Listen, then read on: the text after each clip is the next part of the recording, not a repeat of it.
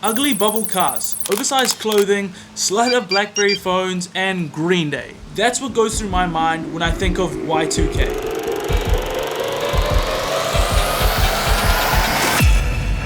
Welcome back.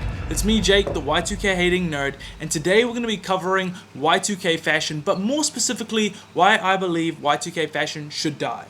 As always, here is the outfit of the day, so if you disagree with me, you're more than welcome to roast me. Grab your coffee, tea or water, and let's get into today's video. Y2K, or Year 2000, can be described as the fashion from the late 90s to the early 2000s. In this period, we saw the emergence of a new era of fashion, one that was dictated by pop and rap icons. To understand the impact of Y2K fashion, we need to look at examples of it. Let's start with the good. Y2K did give us one of the most iconic shoes, the Bapester. Rocked by the likes of Soulja Boy, Lil Wayne, and Nigo, Bapesters could be seen on every rap artist, and there's still a shoe that looks incredible today. Another positive is that Y2K happened at an age before I was able to understand fashion or appreciate it, or have any cringy photos of me in Y2K fashion. On to the bad.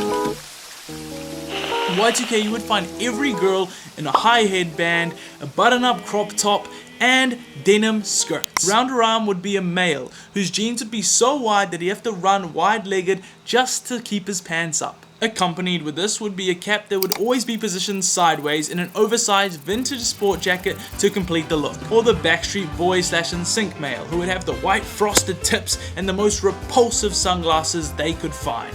Women's fashion in Y2K reminded me of a little girl who got to pick her outfit from mommy's closet for the very first time. She would choose the most obnoxious, unflattering sunglasses she could find. Pair this with a crop top and denim skirt. Why was there so much denim in Y2K? In my opinion, Y2K never flattered the female silhouette. The femininity which made fashion pieces look good were totally wasted, from flare jeans to cowboy boots. What the Now, male fashion in Y2K, and it hurts to put that in a sentence. Guys wore clothing that was extremely impractical. Have you ever tried to wear a XXL shirt, XXL pants? It's not that comfortable. Again, for guys, sunglasses. It's as if they purposefully wanted to look like shit.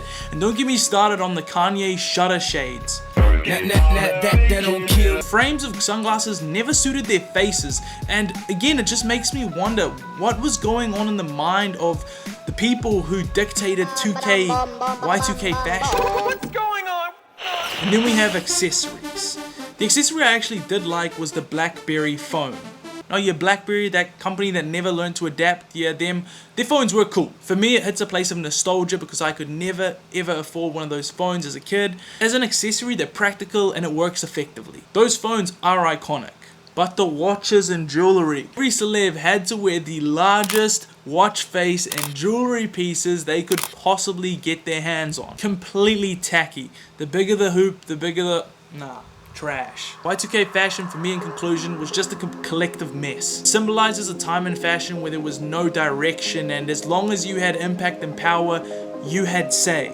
Practically any A-lister could get away with atrocious looks simply because they were A-listers. If I had to conclude in one sentence why Y2K fashion is one of the worst period in fashion, it would be the lack of cohesion in outfits. Everything was the bigger the better. As always, thank you so much for watching, and remember this is completely subjective, so if you disagree with me, write down below and we'll debate. Let me know what topic you want me to talk on next. Love you, capiche, goodbye.